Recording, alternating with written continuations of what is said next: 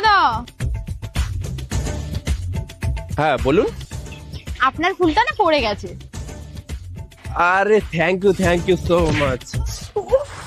কি জোরে লাগলো, আপনি আমার চোখে মারলেন কেন? আরে সরি আমি না বুঝতে পারিনি। এই নিন, এই নরমালটা দিয়ে চোখটা মুছে নিন। আচ্ছা এবার ঠিক লাগছে তো আপনার? হ্যাঁ ঠিক আছে, এই নিন আপনার রুমাল।